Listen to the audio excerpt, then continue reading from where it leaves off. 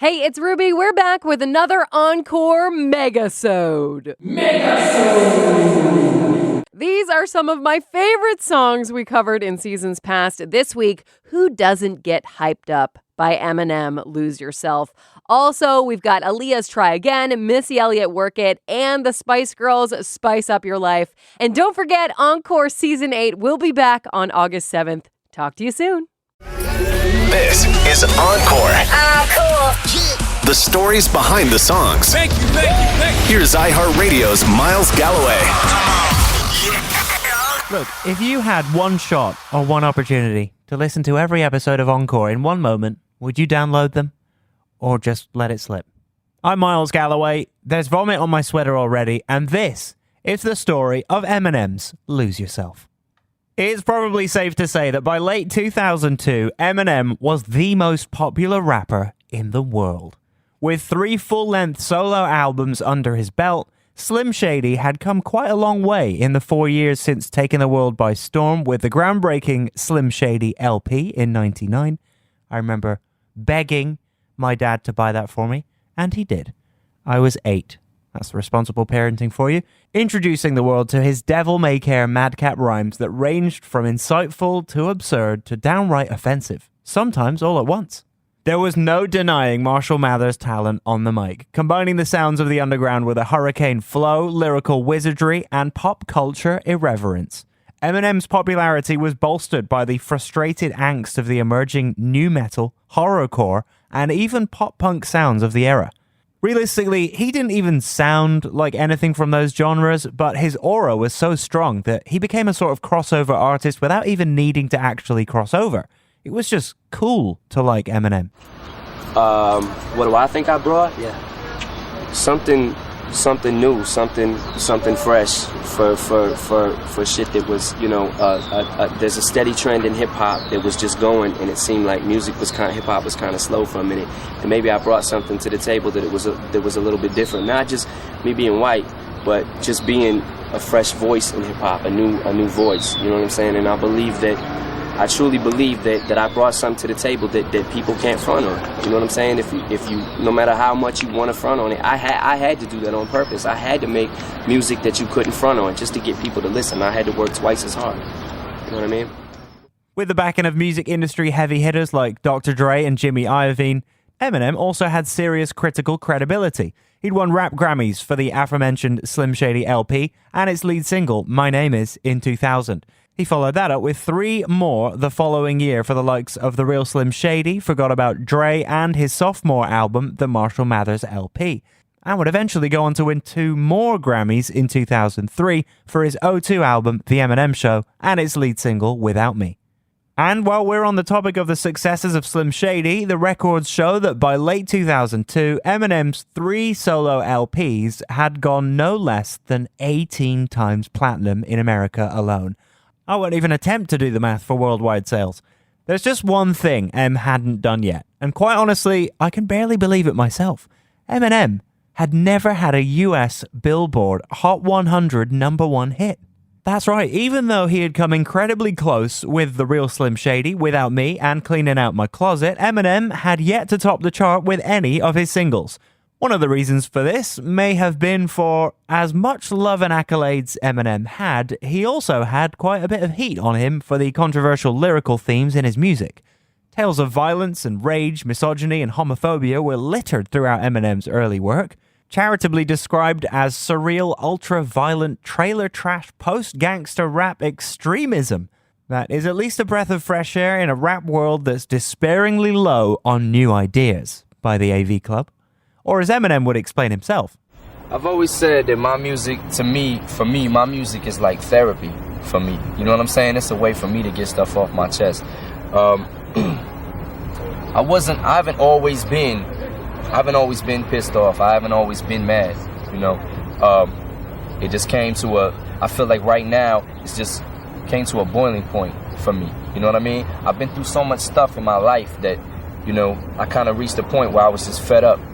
And just got tired of it, and it shows on the record, All right, but the masses kind of have to deal with what's going on in your mind. You know what I mean? And for some people to interpret that, it can be hard for some kids who don't necessarily understand what you've been through. You know what I mean? I don't think nobody will ever understand what's completely on my mind, and I'm not asking people to. You know, my album is kind of like inviting you into my world. If you want to come into it, you do. If you don't, you don't. And I feel like one of the reasons that it's selling so many records is probably because there's so many kids that can relate to what I've been through. You know, there's kids that can listen to the music and say, I've been there.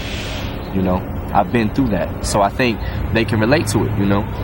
There's a lot of poor people in the world. There's a lot of lower class people that have been through a lot of stuff, you know. The alter ego of Slim Shady in and of itself was basically created to funnel those over-the-top lyrics in a way that would imply that these shocking lyrics weren't the true views of Marshall Mathers the man, and critics would defend Eminem on the basis of how artistically transgressive his work was. Eminem spoke on the criticism, including the homophobia, with much as Master T, and although it's admittedly more than a bit of a cop-out, especially when looking at it through a 2024 lens, you can sense that in early 2000, this was supposed to be sort of defensive, passive-aggressive mea culpa, maybe? I'll let you decide. You know, and even in the song Criminal, I go on to explain, which I shouldn't even have to, but I still do. I go on to explain, come on, relax, guy, I like gay men. And then in the end of the song, I say half the shit I say, I just make it up to make you mad, so kiss my white naked ass. So it's like, don't you get it? I'm saying these things to get under your skin, and you're letting me win. You know what I'm saying? Do you think it's too easy for you? It's easy for me right now. You know what I'm saying? If people would shut up, I wouldn't have as much to say. But I mean, you've sold, X amount of records, and a lot of young people have your records. I mean, and nobody's killed anybody listening to my CD yet. Nobody's went and gay bashed anybody yet. So when they do, you know what I'm saying, then holler at me. But until then, I think that, like I said, the kids see it for what it's worth. They take it for what it's worth, you know. What is it worth? Nothing. I don't know about that. Fan appreciation for Eminem, of course, was in sharp contrast to how those in positions of power viewed him. Censors, parents, and even governments cared little for the hype of Slim Shady, zooming in on what they saw as excessive promotion of violence misogyny. In the year 2000, for example, the US Senate had a hearing that largely focused on Eminem and his music, with former Endowments of the Humanities Chair Lynn Cheney arguing that Eminem promoted violence in the most degrading kind against women. He talks about murdering and raping his mother, Cheney said. He talks about choking women slowly so he can hear their screams for a long time. He talks about using OJ's machete on women. And this is a man who is honored by the recording industry. Now, of course, because the Republican Party that Cheney was a part of was notably the party of quote-unquote free speech, Cheney claimed that she wasn't arguing against the lyrics themselves, but more for a tighter regulation around who was allowed to purchase music with violent or objectionable lyrics. Definitely not 8-year-old Miles. The parental advisory sticker system, which had already been in place on albums with explicit content for at least a decade at the time, was more of a voluntary system and not federally mandated in America. There was an argument for this being quite simply not enough, but ultimately there were no major changes made to the system. Lynn Cheney and her husband, Vice President Dick Cheney, did eventually find herself the subject of a lyric in Eminem's 2002 hit Without Me for Lynn's troubles, though. That infamous lyric, I know you got a job, Miss Cheney, but your husband's heart problem's complicating. A relatively mild jab, all things considered, poked fun at Vice President Cheney's 5 heart attacks brought on by his heavy cigarette use. Within 10 years, the former Veep would have a heart transplant, by the way. Here's Eminem speaking with Rick Campanelli on his combative nature. I'm glad. I'm glad. That was your goal. I figured I would come back and stir a few things up, you know. Some people had some things to say about me, so I had some things to say about them. Yeah. And some people didn't have anything to say about me, and I still had some shit to say about them, so whatever. I speak my mind, man. People ask me opinions on people, and I say my opinion, you know. Well, I mean, whatever my opinion is worth, you know what I'm saying, it might not be worth anything, but, you know, if you ask me, I'm going to tell you, you know. Also in 2000, up here in Canada, the Ontario Attorney General urged federal immigration officials to make sure that procedures were followed and to seriously reconsider letting Marshall Mathers in the country for his history of violent lyrics, as well as assault charges that had been filed against him in the States. The The hot button issue was brought to his attention after a self-appointed media violence watchdog named Valerie Smith filed a complaint with the Toronto police, stating the lyrics of the song Kim, where Eminem plays out the murder of his wife, constituted hate propaganda. Nobody wants to curb free speech in the province of Ontario, but some of this rapper's songs go over the line. Where something falls outside of the marketplace of ideas and enters into the marketplace of causing harm to women, then we have laws on our books to deal with that kind of music. It's time for the Attorney General to investigate and, if necessary, prevent Eminem's concert this Thursday at Sky Dome. Why? Well, these lyrics suggest that violence against women is cool, maybe even funny. We have more than 50 years of research from the medical community that confirms that these kind of lyrics cause harm. So we need to prosecute the laws that are on the books. We also, in my view, need to go a step further. I think it's time for us to consider whether or not we should apply the same standards to the music industry as we apply to the film industry. If this song was played in a movie, the movie would be restricted. You couldn't go to the movie unless you're 18. Well, perhaps we should apply the same standard to the music industry as well. In particular, I don't think most parents would want these songs in the hands of their kids. But let's leave it up to them to decide. So, the music industry is already regulating itself. If it has a kind of warning that is on this CD, extremely offensive material, then you have to show ID to prove that you're 18 years old or older, which means that parents will get to decide whether or not their kids listen to this music. I know you're going to have a lot of questions for me, so why don't I introduce now Valerie Smith. She's a community activist. She brought a complaint to the Toronto Hate Crimes Unit to investigate and potentially prosecute Eminem. Something that really disturbs and angers me is that a lot of the violence that appears in popular culture is directed at women and girls, and makes me angry because I'm part of the target group. Mather's appearance here follows a series of really horrendous domestic murders. As anybody who lived in the province over the summer knows, you could hardly pick up a newspaper without another screaming headline. It was his lyrics about killing his wife that brought him to my attention. His name comes up a lot in south of the border whenever they're doing the committee hearings on media violence. And so that's why he came to my attention. But then when I actually downloaded his lyrics and read through them, I realized that basically this guy is just a low-rent garden variety hate monger. So I make no distinction between him and a hate rock group that tries to sneak across the border. So I filed a complaint with Hate Crimes Unit, and even although gender is not included in the hate propaganda laws, I'm assuming they accepted it at that point because they told me they had passed it to the Attorney General for an opinion. There are limits to pornography. There are limits to hate propaganda. There are limits to advocating violence against groups. I'm saying that we need to find out whether or not this crosses the limits, and where it does cross the limits, then these people need to be charged. So Eminem's concert takes place Thursday. This is going to happen. Takes place Thursday. He crosses the border, goes to the U.S., goes wherever. What happens with you guys? It's the same thing with Madonna. You guys just shut it down and then it's done? Where you guys just so I'm clear, I didn't call for Madonna's concert to be shut down. There's a very important distinction here, okay? That is obscenity, which in my view is not causing harm. If there was somebody who was engaging in pornography, we have lots of evidence to suggest that does cause harm. The Supreme Court of Canada says that pornography causes harm, and that's why it's not protected speech under Section 2B of the Charter. Similarly, if you come into Canada and you break the law, you're going to be charged. We're not going to stop the spreading of this outside of the province of Ontario. Legislators need to do whatever they can within their own jurisdiction instead of just pointing fingers at other jurisdictions, at Ottawa and everything else. This is what the Ontario legislature can do: enforce the laws that are on the books and ensure that the same standards are applied to the music industry as are applied to the film industry. Despite the protests, Eminem was allowed to enter Canada for his show at the Sky Dome, and while he didn't perform Kim, he did perform the equally controversial Kill You, the song that sparked the ire of the aforementioned Miss Cheney. It must be said, though, after finishing that leg of the 2000 tour, for one reason or another, Slim Shady would not return to Canada for over a decade.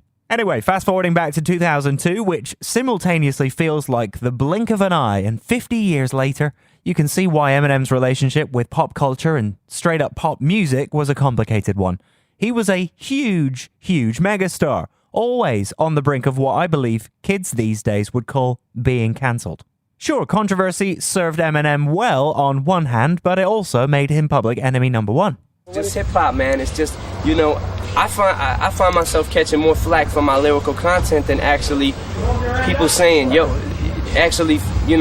commending me or whatever for what it takes to think of these lyrics and how I put the shit together and how how I construct my lyrics and I make my own beats and I do, I produce a lot of my stuff, the shit that Dre don't produce, and sometimes I'm even alongside Dre, producing with him. So it's like,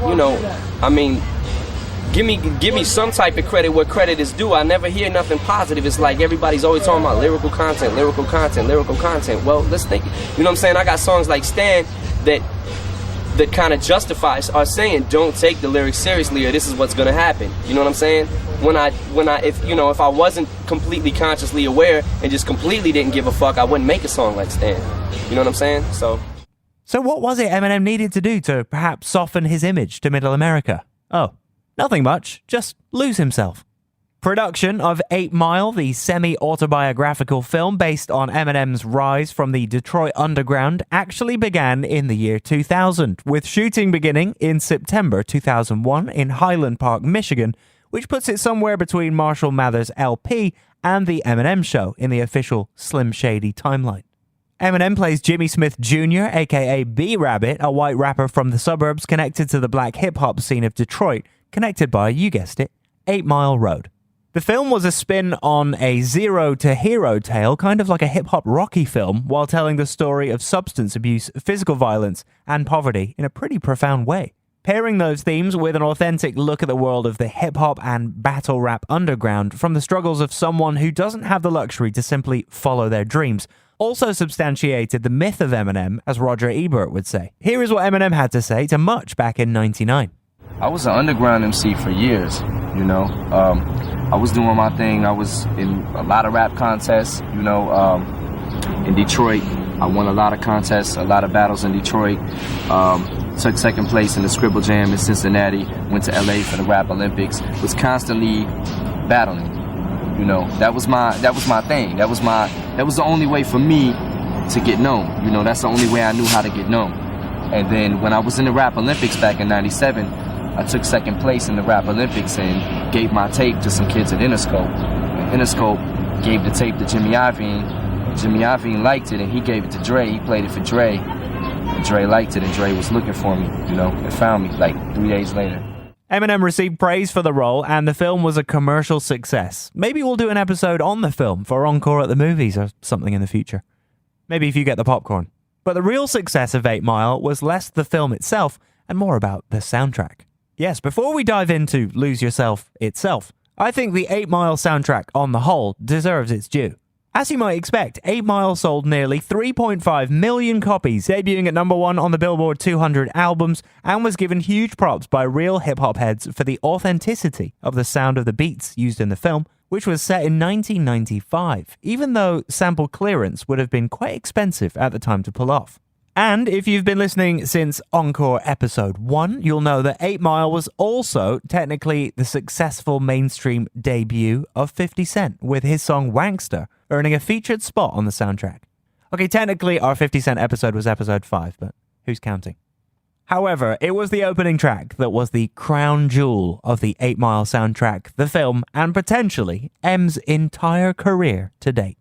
Released in October 2002, Lose Yourself was written and produced by Eminem, his constant collaborator Jeff Bass, and Louis Resto. The iconic, urgent and momentous opening guitar riff was written by Bass years earlier and delivered to Shady to rap over, which, as legend has it, he did, twice actually.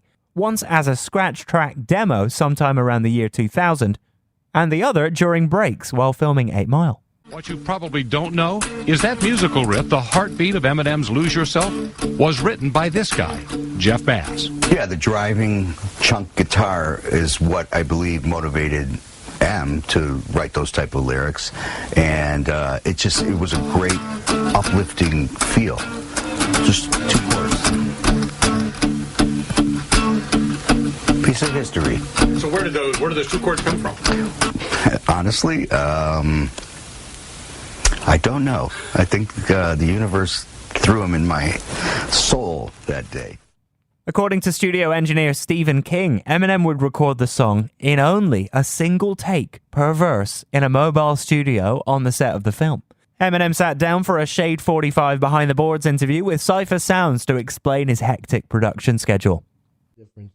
But like, so you're on the set of 8 Mile, and what, you're sitting on in your trailer or something, and you come up with a beat? We had the workout trailer. We had the trailer where I could see my kids.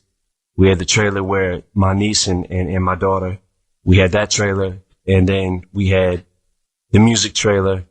There was a music trailer there. Yeah, there was a music trailer. You were recording while you were shooting a movie.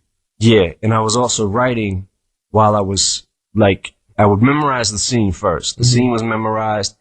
Then I would sit down for a little while, like if they were taking a minute to set up lighting or whatever, and I would write more. And pretty much write more songs, or write for the movie? Write songs for the movie, and I was writing songs for the Eminem show. Okay. But Lose Yourself, you were right on the set. Yeah, Lose Yourself. I felt like I had to make that song and the song 8 Mile Road.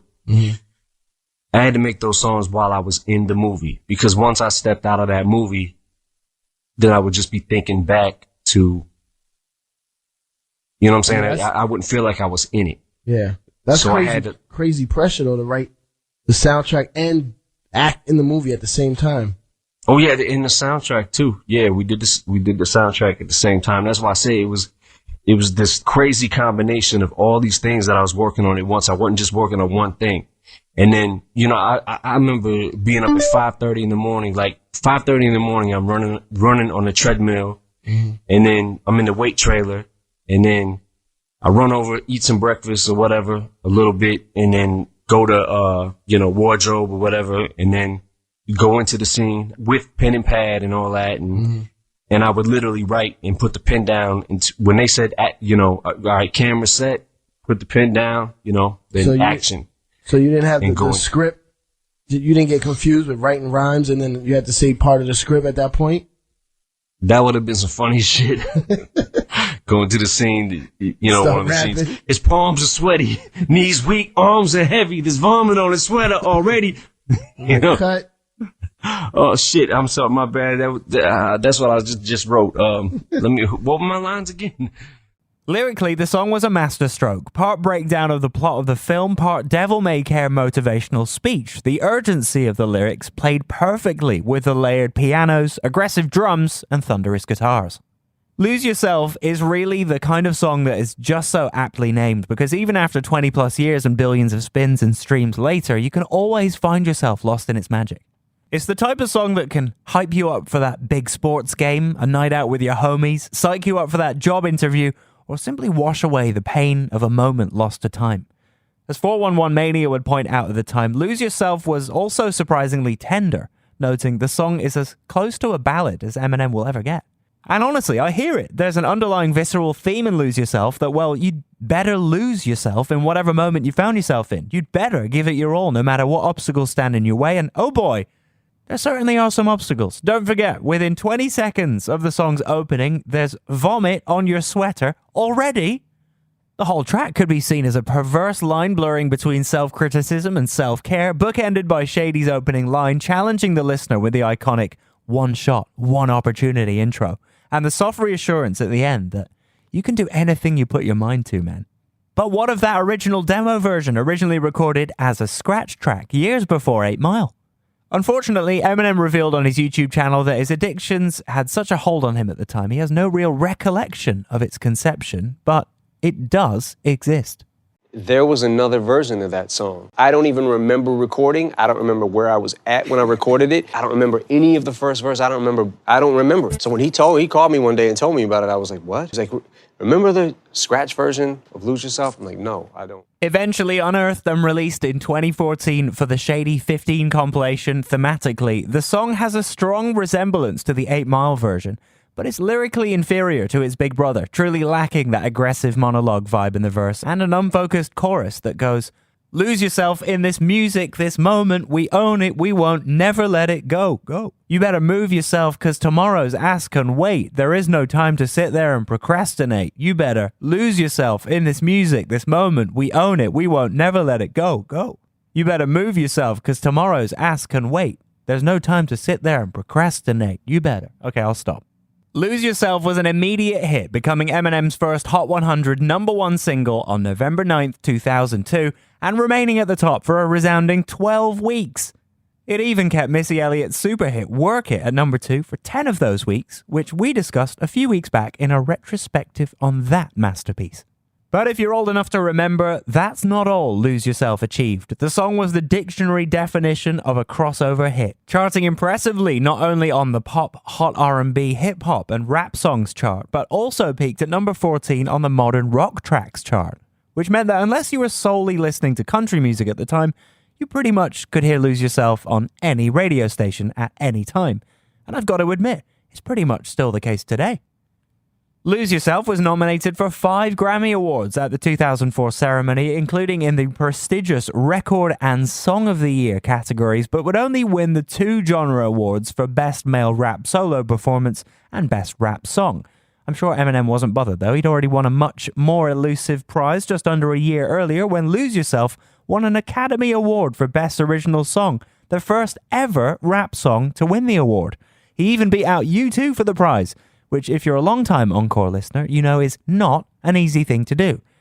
I'm on to you, Bono. Eminem would not be present at the Oscars, though, a rarity in Oscars history. Here he is again with Behind the Boards, explaining why. I just felt like I had no chance of winning because, you know, when I heard I was nominated, like I thought that was for actors, like, right. You know, I wasn't sure what was what, like exactly what a Grammy meant. You know, what certain awards meant. Right. I wasn't sure what they meant. So, you know, even the MTV awards, all that stuff, like I just didn't know what awards meant. But this particular award, I didn't go to the award show. I just felt like I had a snowball's chance in hell of yeah, especially that's a good expression. I just made that up. Yeah, it's good. It's nice. Snowball's chance in hell, yeah. Because the Oscars are obviously for mostly for movies and acting. Yeah. And for you to have a song in there, it's like, you probably like, whatever. Yeah, I think I got it confused when they said Oscar, they were talking about the song, but I was like, yeah, but isn't there other movies that got like rock songs in them and stuff like that? Like, you know, at that point in my life, I always felt like rap never got its fair shake on anything. I mean, that was one of the reasons that I didn't go to the first Grammys that I was invited to because, you know, I pretty much protested it and I didn't understand why there was a rap category. Eventually, though, Rip Van Eminem would awaken from his slumber some 17 years later, performing a surprise rendition of Lose Yourself at the 2020 Oscars ceremony just before the pandemic hit, finally getting his Oscars moment. The performance was an actual shock to almost everyone, with a complete lockdown of the venue around the logistics on M's arrival, with a rumoured option on Eminem's side that if any info of his performance was leaked, he had the option to cancel.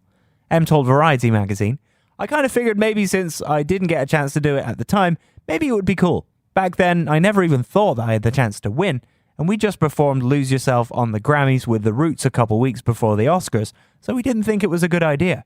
I don't even think I understood back then that you could get an Oscar for a song, and I remember being kind of confused about why I was even up for one. Louis Resto, my keyboard player who produces records with me, went up and accepted it. And I know people were probably like, who the F is this guy? So he called me, and I remember the phone kept ringing, and I'm like, mother, I'm trying to sleep. But I answered, and he's like, hey man, you won. I did? Shit, cool. But that was a different time, and I was in a different place in my life. Funnily enough, Eminem would bookend pandemic lockdowns with Lose Yourself, also performing the track at the first full attendance allowed Super Bowl halftime show in 2022. Eminem, Snoop, Jay-Z, Kendrick, Mary J. Blige, and 50 Cent, among others involved, would win an Emmy for that performance, by the way, which moves Marshall Mathers one step closer to the rarefied EGOT status, with only a Tony Award eluding him. Eminem the musical, anyone? Even with multiple hiatuses and reinventions, Eminem's career would never really slow down post Lose Yourself. The ups and downs he would experience both personally and professionally are stories for future episodes of Encore, as the one they call Slim Shady is truly a remarkable figure in the pantheon of entertainment. Now considered by critics and fans alike as Eminem's signature song, only future hits Love the Way You Lie and Not Afraid have outsold the track. The cultural impact of Lose Yourself is truly unmatched, inspiring covers from the likes of MGK to Kelly Clarkson, a parody from Weird Al, blessed personally by Slim Shady himself, and even a cheeky cover from the world's #1 star, Taylor Swift, although don't expect to hear it on the Eras Tour. But perhaps most importantly, in 2021, Eminem and Union Joints opened up a Lose Yourself-inspired restaurant in Detroit, Michigan. What's it called? Mom's Spaghetti, of course. Get your sweaters ready, Detroit. Mom's Spaghetti is coming to 2131 Woodward Avenue. Want some road pasta after the game? Got that. Meatballs? You know we got that. What about the Sketty sandwich? Mom's got that too. Get ready to get some Mom's Spaghetti, Detroit. Opening in the alley next to Union Assembly this September. 313-888-8388. Mom's Spaghetti. It's all ready. Ready. I'm Miles Galloway, and that was the story of Eminem's Lose Yourself. Encore is an iHeartRadio Canada podcast. Subscribe to this podcast on iHeartRadio or wherever you get your podcasts. Download the iHeartRadio app for more great podcasts just like these. This is Encore. Cool. The stories behind the songs. Thank you. Here's iHeartRadio's Miles Galloway. It's been a long time. I shouldn't have left you. Well, actually, it's only been a week. I'm Miles Galloway, and this is the story of Aaliyah's Try Again. When your name means the highest, most exalted one, the best, you know you're destined for great things. And Aaliyah definitely achieved great things in her life. An icon of 90s R&B, Aaliyah immediately became one of the genre's biggest artists at the young age of 14. Eventually redefining the role of what an artist in that genre could be, breaking through into the hip-hop and pop charts. Since her untimely death in 2001, the proclaimed princess of R&B has left behind a legacy in which, to this day, she continues to be celebrated for her talent as both a recording artist and a motion picture star, while being credited for introducing a sound that is widely considered the blueprint for R&B today. Am I saying your name right? I am, right? Aaliyah. Aaliyah. Yes. I say Aaliyah. It's Aaliyah. Like Muhammad Aaliyah. I got it. How are you? I'm good. How are you? Congrats. Aaliyah Dana Horton was born in Brooklyn, New York on January 16th, 1979 to parents Diane and Michael Horton. The Horton family relocated to Detroit, Michigan, where Michael got a warehouse job working for his brother-in-law, Barry Hankerson, a music industry veteran and entertainment lawyer, once married to Motown legend Gladys Knight. Diane was a professional singer who stayed at home to raise Aaliyah and her older brother by 2 years, Rashad. Aaliyah inherited her mother's passion for singing and began taking singing lessons that helped her perform at weddings, churches, and charity events from a very young age. This prepared her for her first role. While attending Gesu Catholic Elementary School, Aaliyah won the lead in the school's production of Annie. Aaliyah then began attending auditions for commercials and television shows, including hit ABC sitcom Family Matters, best known for giving us the biggest nerd ever, Steve Urkel. Aaliyah tried out for the role of Judy, the youngest child in the Winslow family, but lost out to actress Valerie Jones. Then at the age of 10, she appeared on Star Search, a weekly television talent show hosted by Tonight Show star Ed McMahon. In the 80s and 90s, everyone from Beyoncé and Britney Spears to Backstreet Boys and Justin Timberlake tried to impress the judges on Star Search over the show's run. Here's a clip of 10-year-old Aaliyah being introduced by Ed McMahon. Now, Aaliyah, you're a great singer. What else do you do? Well, of course, I love to sing, and I love to dance and act, and I love swimming. Swimming? Terrific. All-around girl. All right, let's find out what the judges have to say. Unfortunately, Aaliyah wasn't successful in singing the standard classic My Funny Valentine, but her opponent, a girl named Katrina Abrams, will always have those bragging rights, I guess. Still, years later, McMahon, who wasn't one of the judges, would tell Vibe magazine that he saw something special in Aaliyah. There's a thing that you see when somebody walks out on the stage. I call it the fire. They got that inner fire, which has nothing to do with the schooling, nothing to do with the teacher, nothing to do with the parents. There's a desire in that person to please the audience. You see enough of it to recognize it, and that's what I saw with Aaliyah. While losing on national television was heartbreaking for young Aaliyah, it didn't stop her from chasing her dream. Her uncle Barry Hankerson was there to help her out, taking her to Las Vegas to perform with her aunt Gladys Knight. Aaliyah performed 2 songs nightly over 5 days with Knight, who would invite her out on stage to sing one song in the middle of the concert, and close the night with a duet together for Believe in Yourself. I would stand in the middle of the stage, sing, and just walk off, Aaliyah would tell The Telegraph. Gladys said to me, "You can't do that. You have to work the audience, make them feel what you feel." Years later, Knight would recall those moments with Aaliyah to Hello magazine, saying, "From an early age, I knew she had enormous talents, an intrinsic gift. When she first performed with me in Las Vegas, she was still quite young, but she already had it, that spark the world would later see and fall in love with." It was around this time that Aaliyah began auditioning for record labels in hopes of scoring a record deal. With guidance from her mother, Aaliyah dropped her last name and began marketing herself simply as Aaliyah. Her uncle Barry took her to Vanguard Studios in Detroit to record some demos he could shop around to labels. He caught some ears of reps at both Warner Music and MCA Records, but neither label was willing to sign an artist that was only 12 years old at the time. A deal, though, was waiting for them, one that would end up being both a blessing and a curse. At the same time he was trying to launch Aaliyah's career as a recording artist, Barry Hankerson was also managing an up-and-coming R&B artist named Robert Kelly, better known as R. Kelly. Kelly had been a member of Chicago new swing group Public Announcement, but he left the group to pursue a solo career after just one album. Thanks to Kelly's deal with Jive Records, Hankerson repeatedly pitched Aaliyah's music to the label as early as the age of 11. While the head of the label, Clive Calder, heard the potential in her voice, he felt Aaliyah was too young and still needed to develop as an artist. And so Aaliyah began studying drama at the newly opened Detroit High School for Fine and Performing Arts, where she would later graduate with a 4.0 GPA. At the age of 14, Aaliyah finally got her deal with Jive Records, which agreed to distribute her music through Hankerson's own label, Blackground Records. Years later, then Jive A&R rep Jeff Sledge would describe what made Aaliyah so special from a young age. She had her own voice. It didn't fall off because she didn't remind you of anybody. It was her knowing what she wanted to do and how she wanted to look. Even as a young child, even as a young kid, you could tell that she had that something. She was a great addition to the label because we didn't have a young girl like that rapping or singing. A girl that was straight up R&B like that. We didn't have anybody. It was a hole that she filled. Once she was signed, Hankerson brought in R. Kelly to begin working with Aaliyah on her music, following the success of his solo debut album, 12 Play. She talked to Much Music's Master T about working with R. Kelly and how it all happened. How did you hook up with R. Kelly? Because, I mean, he's obviously a mentor for you, I guess. Yeah, you know? he is. He's my best friend, really. We've been knowing each other for around 3 years. And I met him before he came out with Born into the 90s. Through my manager, which is also his manager. Right. That's how we met. And I sang for him when I first met him. And a couple months later, we went to his studio and started working. Right. You make it sound so simple, but he's. My manager is my uncle. Right. So, he's been in the business for a while. So having him, helped a lot in getting a lot of things done because he had, a lot of connections. Right. So. For some reason, it made sense to everyone involved that a 27-year-old man could write from the perspective of a then 14-year-old girl. But the media had its concerns. Aaliyah defended the weirdness of the situation to the Los Angeles Times, saying, "He just spent time with me, trying to see how I thought about things and what people my age think.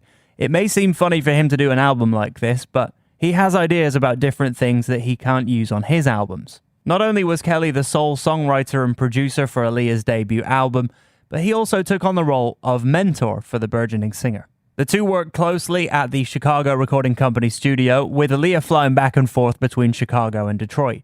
The recording sessions took about 9 months before they were forced to pause so she could still attend school. Kelly and Aaliyah were spending a lot of time together outside of the studio too, going to bowling alleys, cinemas, and arcades to help him better understand how to write lyrics for her. We vibed off one another, and that's how the songs was built, she told Wax Poetics. He would vibe with me on what the lyrics should be. He'd tell me what to sing, and I'd sing it. That's how the whole album was done. We put in a lot of hours. As far as the music, we'd be in there all night making sure it was perfect. There were times when I was tired, but I knew I had to push on if I wanted to come off. Kelly took full control of every facet of the album, to Point of Jive executives claiming it was essentially another R. Kelly album just with a little girl singing. He even named the album Age Ain't Nothing But a Number, which in the following years would be the source of much speculation and controversy. But Aaliyah knew what kind of artist she wanted to be and described her sound to Much Music. I mean, how would you describe the record? Is it kind of like a street sounding kind of record? Yeah, it's street. Yeah. Like, my image is really street. Yeah. It's like a gangster type of flair. The music, it really isn't like hardcore or anything. Really, everybody can relate to it, I feel. Right. Everybody of all ages. So it's got a street flair, but it's not, hardcore gangster. Right. Preceded by Aaliyah's first single, Back and Forth, Age Ain't Nothing But a Number, was released on May 24th, 1994. The album was well received by critics who applauded its ability to combine R&B, hip-hop, pop, and New Jack Swing. While it would only ever reach number 18 on the Billboard 200, the album would eventually go on to sell 6 million copies worldwide. Aaliyah was building a following, however, based on her style. Young girls were all of a sudden adopting Aaliyah's tomboyish look, wearing toques, as we say here in Canada, or beanies, as they say in other parts of the world, with their hair hanging down, sunglasses, Doc Martens, boxers, and big, baggy jeans. Speaking to Master T, Aaliyah described what it was like being a young star who had to balance her music with her schoolwork. It's hard. Yeah. It's really hard to intertwine a career and school, but I feel education is number one, so my parents helped me out, and the school has really been cooperative in giving me my work and everything. Can you say that statement again one more time? The education one. Education is number one. Thank you very much. Number one. Yeah.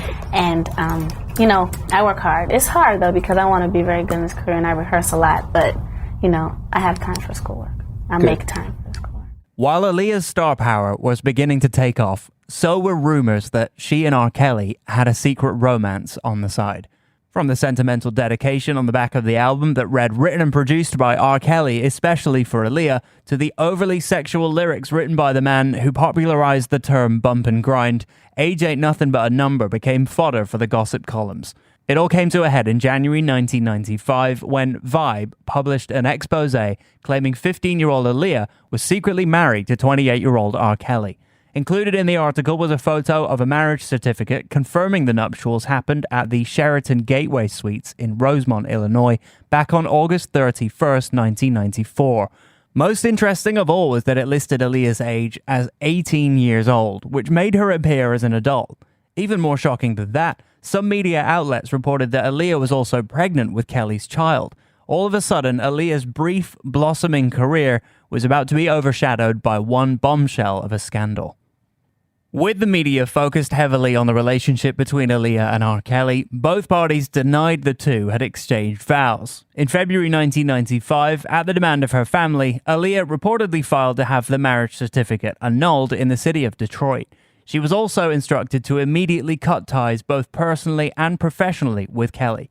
2 years later, Aaliyah would also file a petition in the state of Illinois to have the invalidated marriage certificate wiped from her record, which was granted by a judge who sealed the documents.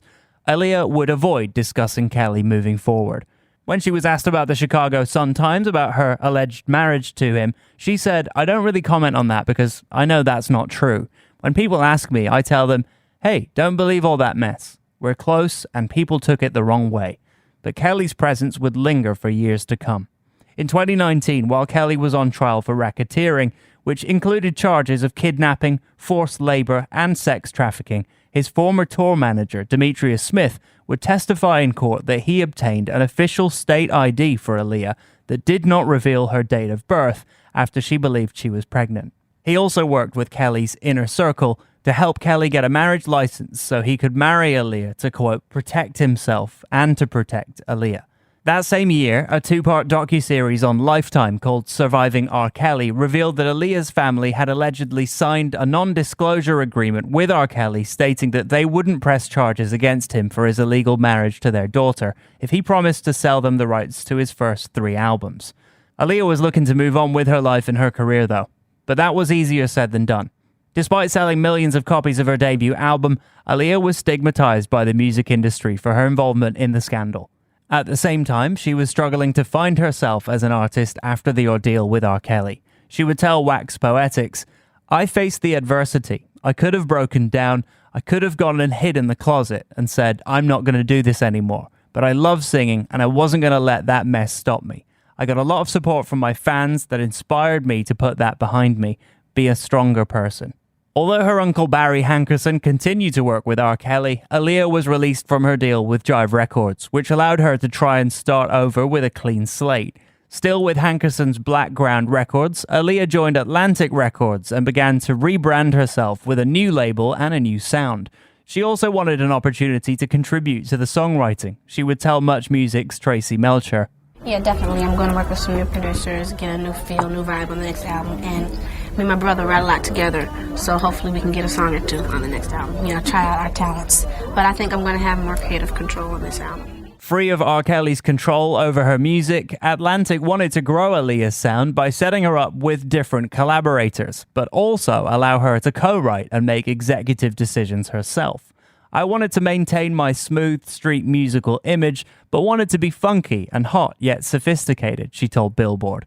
Established names like Jermaine Dupri, Darkchild, and Daryl Simmons signed on to work with Aaliyah, but she also wanted to work with unknown producers who could help her define a sound all to herself. It was then that Atlantic's vice president of A&R, Craig Coleman, suggested working with up-and-comer producer/songwriters Tim Mosley, better known as Timbaland, and Missy Elliot, who had sent in a demo that impressed him. Coleman would recall his meeting with Timbaland to Vibe. "He started playing me beats and it was a really obvious meeting of, this doesn't sound like anything that's out there, and really had its own super exciting and electric, just dynamic properties. I called up Aaliyah and I said, you need to meet this guy. His name's Timbaland and he's new. I think this could be your muse to really create something special. We put Missy and Timbaland and Aaliyah together and everybody really hit it off famously. The chemistry was incredible and they just started creating and it really worked." The two met up with the 16-year-old Aaliyah in Detroit as she was finishing her studies at Detroit High School for the Fine and Performing Arts. Both Timbaland and Missy weren't sure what Aaliyah would think of the sound they'd been working on. Missy would tell Billboard, "I was scared. I don't know if Tim was scared when we first played it because it was a different sound. It was a different way to attack records because people were really singing then. That world of rap singing didn't really exist." However, Aaliyah liked how the duo were pushing the envelope and coming up with a fresh and futuristic sound that no one had heard before. With Timbaland's skittering production and Missy Elliott's staccato phrasing of the lyrics, Aaliyah felt their cutting-edge style was exactly what she was hoping for. Speaking with Wax Poetics, Aaliyah said, "Before we got together, I talked to them on the phone and told them what I wanted. I said, you guys know I have a street image, but there's a sexiness to it, and I want my songs to complement that. I told them that before I even met them. Once I said that, I didn't have to say anything else. Everything they brought me was the bomb." Timbaland and Missy Elliott would end up co-writing and producing the majority of Aaliyah's sophomore album, which she called 1 in a Million. The album begins with Missy declaring, "You've just now entered into the next level, the new world of funk," which set the tone for an album people would credit for changing the face of R&B moving forward. 1 in a Million was released on August 13th, 1996, 2 years after Aaliyah's debut. More than anything, it proved that Aaliyah was willing to take the risks necessary to become the artist she saw herself as. The album was both a critical and commercial success, with lead single If Your Girl Only Knew topping Billboard's US Hot R&B hip-hop songs and peaking at number 11 on the Hot 100. And it didn't just stop at the music. Once again, Aaliyah reinvented her image, becoming the spokesperson for Tommy Hilfiger, sporting the red, white, and blue signature colors often in her public appearances. She also introduced an instantly iconic look by wearing her hair down, swooped across half her face to cover one eye. Rumors spread that she wore the hairstyle and sunglasses because she was blind in one eye. However, the hairstyle was simply paying tribute to her mum's favorite actress, Veronica Lake. She would talk to Much Music's Nam Kiwanuka about the importance of her style. Well, you know, everything goes hand in hand. You know, image is important. That's how people identify with you. So I'm always aware of what I wear, you know, or whatever I'm doing in a video, conceptually and fashion-wise. It's very important to me. So it's something that I think about to keep myself real, and like I said, to keep myself very different. And my stylist knows me better than anybody, so he knows what I'm like, what I'm gonna like, what I'm not gonna like. But it's not everything, but it is an important aspect of my career. In 1997, Aaliyah would surprise the music world by recording a pop version of Journey to the Past for the soundtrack to the Fox animated film Anastasia. The song was markedly different from her R&B sound, but it received a nomination at the 70th Academy Awards for Best Original Song, losing out to Celine Dion's My Heart Will Go On from Titanic.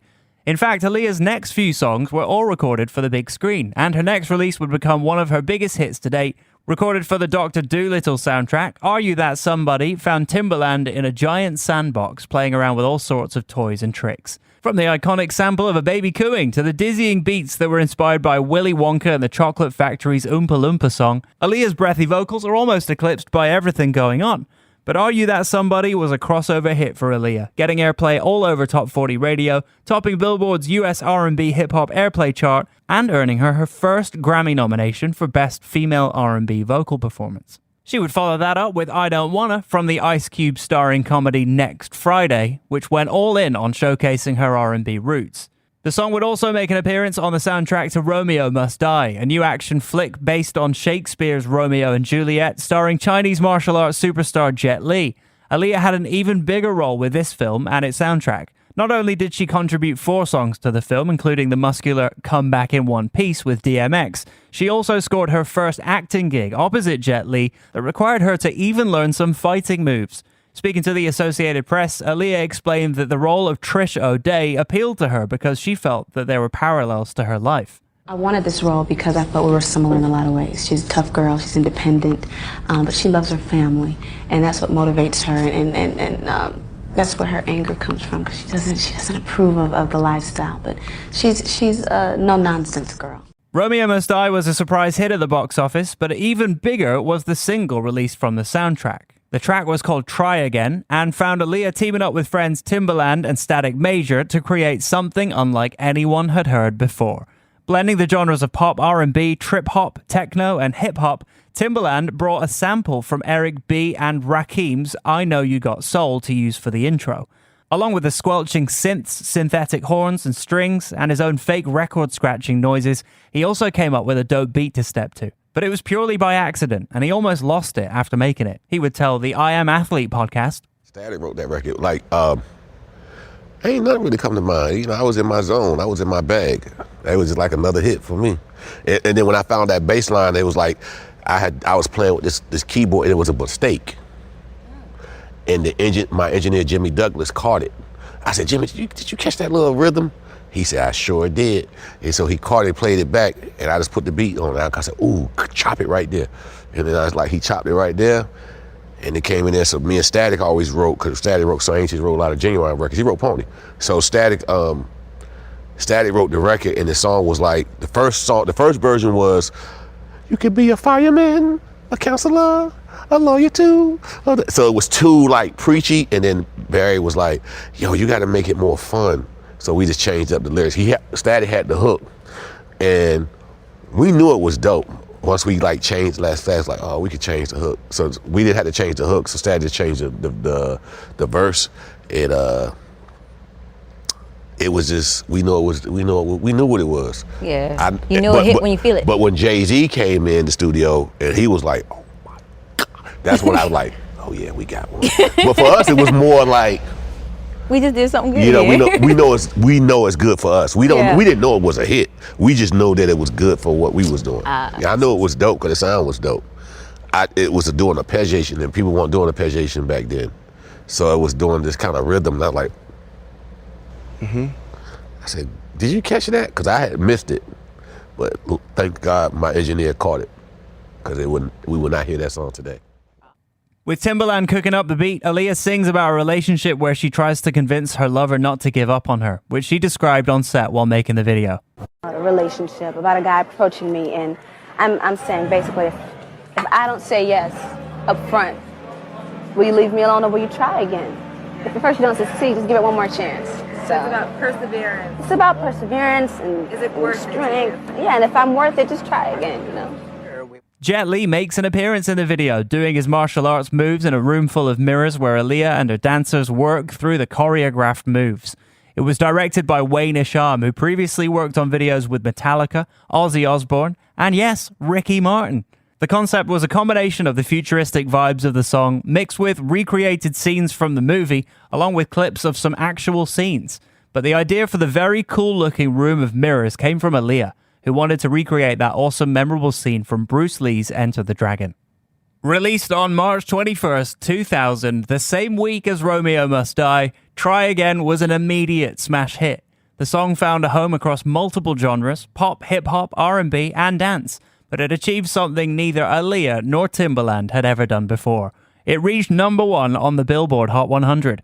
While it would be nominated at the Grammy Awards for Best Female R&B Vocal Performance, the video won 2 Moon Men at the MTV Video Music Awards for Best Female Video and Best Video from a Film. Try Again was the crossover breakthrough Aaliyah had been waiting for. The song's success broke her out of the R&B and hip-hop bubble and established her as a bona fide pop star, while also bringing electronic music to the forefront of R&B. Almost immediately after that, Aaliyah jumped right back into the movies. She was cast as the title character in a film adaptation of Anne Rice's novel Queen of the Damned, the sequel to Interview with the Vampire. In it, she played Akasha, the mother of all vampires who dated back to ancient Egypt. She explained what attracted her to the role in an interview with Much Music's Nam Kiwanuka. I love the fact that she was totally in control. She's this powerful being who is a bit mean. You know, I kind of want to explore those sides of myself and bring that character to life. I took a month here in New York to get with an accent coach to figure out what kind of accent I wanted to give her, being that she's Egyptian. Mm-hmm. So we came up with a hybrid of a few different things. Got with my acting coaches, and when I went to Australia, we did a month of rehearsals, more acting lessons, and even working with dance coaches to figure out how vampires move, and a lot of different things to just bring the characters, you know, to life. But I really had a lot of fun with her, you know, being that manipulative but yet very sensual creature. While shooting the movie, Aaliyah also spent time in the recording studio, filming her scenes by day on location in Australia and working on her next album at night. In total, the album was recorded in different studios throughout Melbourne, New York, and LA, taking nearly 3 years to finish. Sessions finally wrapped up in March 2001, more than 2 years after it was originally expected to be released. I'm glad that I took a break, you know, to think about how I wanted to approach the third album, to put the time that I wanted to put into it, to make sure that it was the best that it could be for my fans. I feel they deserve the best. So I wanted to give my all, and I'm glad that it's coming out at this point, you know, because I'm older now. The album has a very mature feel to it, yet it's something that still young people can get into, people my age, people older. So I feel it has something for everybody, and I'm just happy with the outcome, you know. It's exactly what I wanted. While Timbaland would only produce 2 of the album's tracks, including I Care For You, written by Missy Elliot, the album simply titled Aaliyah was a moment for Aaliyah to demonstrate she was no longer a kid. She was now a woman. This was demonstrated by more mature productions like I Care For You, More Than a Woman, and It's Whatever, the influence of which you can hear on so many contemporary R&B pop artists. Aaliyah, the album, was finally released on July 7th, 2001, preceded by the single We Need a Resolution, as well as Try Again, which was added as a bonus track. It debuted at number 2 on the Billboard 200 chart and would reach number 1 shortly after. After a 5-year wait, Aaliyah was on top of the world with the success of her third album, but then tragedy struck. After wrapping a video shoot for the album's second single, Rock the Boat, with famed director Hype Williams, Aaliyah boarded a flight home to Florida 1 day earlier than scheduled. The twin-engine plane was smaller than expected and overloaded, carrying more weight than it should have. Shortly after takeoff, the plane crashed just 200 meters from the runway. 8 passengers, including Aaliyah, her hairstylist, security guard, makeup artist, and 2 Blackground Records employees died instantly from the crash. Aaliyah Dana Houghton was only 22 years old. Witnesses claimed an argument erupted before takeoff between the pilot and Aaliyah's entourage over the plane being overweight by hundreds of pounds. An investigation later determined that the pilot also had cocaine and alcohol in his system. Years later, it was alleged that because of her fear of flying, Aaliyah was already asleep when she boarded the plane after receiving a sedative. The death of Aaliyah had a tremendous impact on friends, family, and fans, as well as the entire music industry. Her body was laid to rest on August 31st, 2001 at the Church of St. Ignatius Loyola in Manhattan, New York. In the aftermath, Aaliyah's parents filed a wrongful death lawsuit against the operator of the aircraft, and it was settled out of court. 6 months after she passed away, Aaliyah was immortalized on the big screen with the release of Queen of the Damned. While it fared well at the box office, unfortunately the film was panned by critics.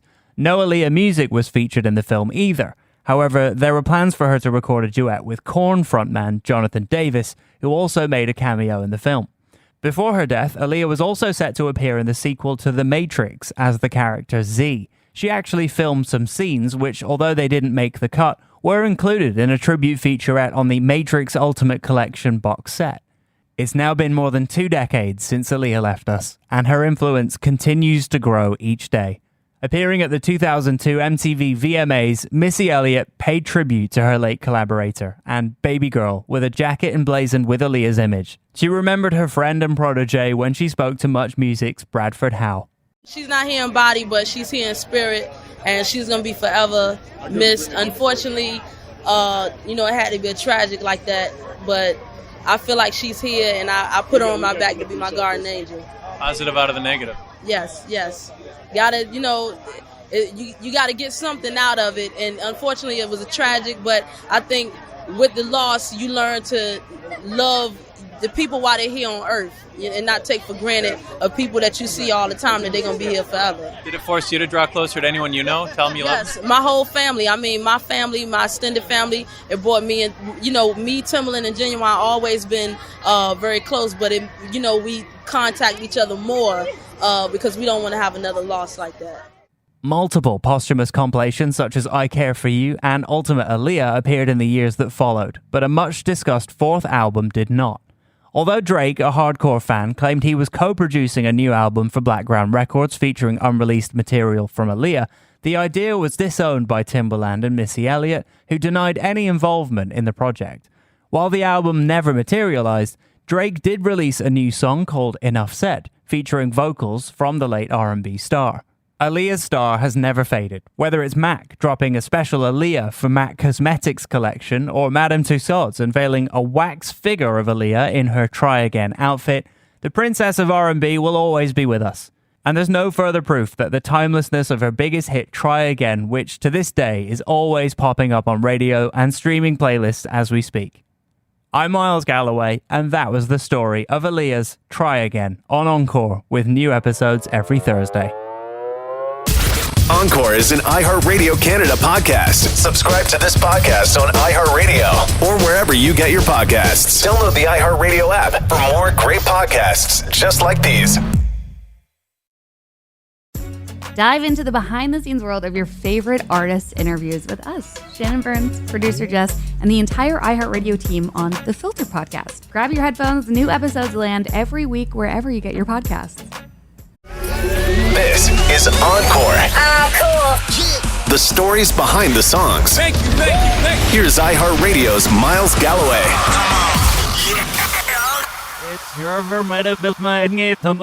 Am I right? I'm Miles Galloway, and this is the story of Missy Elliott's Work It. Hip-hop is a genre that seems to have no boundaries. What started with a record scratch by DJ Kool Herc in 1973 has evolved into not only the most influential genre in music, but one of the most influential cultural movements the world has ever seen. There is no shortage of innovators in the game, though for the most part, hip-hop has been a world dominated by male artists. But from her mind-bending, award-winning music videos to her experimental approach to producing, Missy has changed the game. She's been one of the most forward-thinking minds in hip-hop since she first made her debut in 1997, regardless of gender.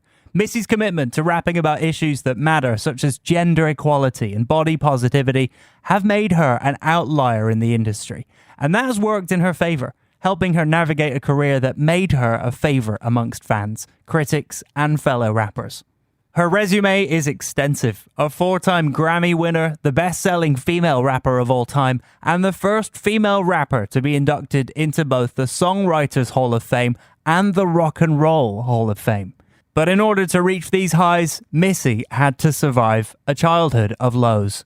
Melissa Arnett Elliot was born on a naval base in Portsmouth, Virginia on July 1st, 1971 to Patricia and former Marine Ronnie Elliot. As an only child, Missy would regularly feel alone as she was forced to watch her father physically abuse her mother on a daily basis. She would tell The Guardian that while her father would only hit Missy once, he did pull a gun on her and her mother and force them both outside naked.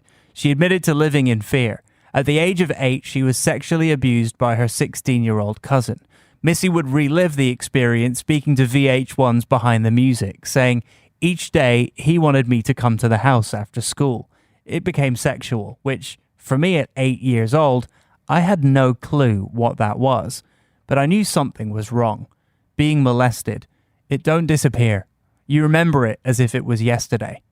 From an early age, Missy sought comfort in performing Jackson 5 songs for anyone who would listen, along with concerts for her doll collection.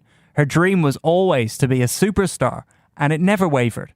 As a military brat, she was relocated from time to time. In school, she chose being the class clown over an academic. She was an underachiever, and her grades would show it. But despite that, she was tested for her IQ, which showed above average intelligence. That of a genius, even. They tested her again to make sure. And yep, Missy was a bona fide genius. She would tell The Guardian, "I didn't want to be a genius. That ain't cool. I wanted to goof around. They wanted to mount me in the trophy cabinet. I wasn't that kind of girl. I was a joker." The school skipped her ahead 2 grades, but Missy purposefully failed all of her classes to get sent back to the same grade as her friends. Things weren't getting any better at home either. After her dad returned from the Navy, the family was now living in squalor inside a rented shack heated by propane with no running water and vermin everywhere. The abuse from her father would continue, but Missy found some solace in writing letters to her musical heroes like Michael and Janet Jackson, asking them to save her. She checked the mailbox every day, waiting for a letter from them, but they never wrote back. Then, when Missy was 14, things came to a head when her father pulled out a pistol and threatened to kill her and her mother. On Behind the Music, Missy's mum Patricia recalled, "My husband said, 'This is it. I'm going to kill you. It's over.' I was so tired of being beaten over and over, and I just said, 'Fine, just do it.'" Thankfully, her uncle, who lived next door, managed to step in and defuse the situation. But Missy has since called it the scariest moment of my life. But that was the final straw. One day, after Ronnie Elliot left for work, Patricia and Missy loaded up the U-Haul truck with all of the family's possessions and drove off for good. Missy would tell The Guardian, "We left my father with a fork, a spoon, and a blanket. Ooh, that was the scariest time of my life. I thought he would find us and he would kill us. I lived in fear for a long time." Fortunately, Missy's luck was about to change. Missy and her mum went back to Portsmouth, Virginia, but times were tough to start. Patricia found it hard to support the two of them with whatever work she could find. Missy, however, was making the most of her new situation. She formed an R&B group called Phase with friends LaShawn Shellman, Chanita Coleman, and Radiah Scott. Through her friend Melvin Barcliff, who rapped under the name Magoo, she met Timothy Mosley, a local DJ producer operating as Timmy Tim. He would produce some demos for Phase, including a single called First Move. Phase would impress Devontae Swing, a producer, songwriter, and singer for the rising R&B group Jodeci, after singing a cappella for him following a concert. Swing invited the group to record in New York City along with their producer Tim, who Swing renamed Timberland after the popular Timberland construction boots that were taking over hip-hop fashion. Once they were in New York, the group changed their name to Sister and began working on an album for Swing's record label, Swing Mob Records. Swing Mob wasn't just a label, though. It was also a full-on collective named The Basement Crew that consisted of some 20-odd rappers, singers, instrumentalists, and producers who wrote, produced, and performed music. Despite recording a full album titled For All the Sisters Around the World, Sister fell apart, releasing only one single called Brand New. The album was shelved in most parts of the world, eventually getting a full release almost 30 years later.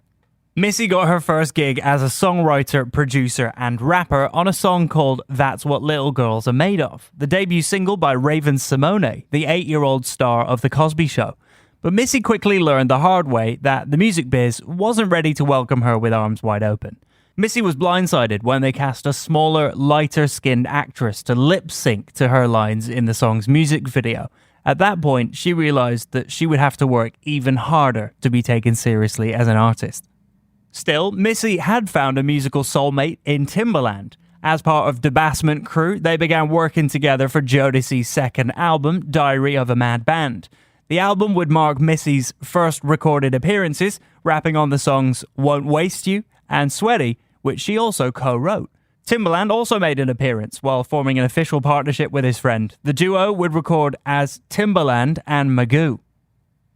In an interview with Shannon Sharpe for the Club Shay Shay podcast, Timbaland remembered what was so special about first meeting Missy Elliott. I was doing just beats like for the play, the mix with. Right. But Missy heard the beats and like,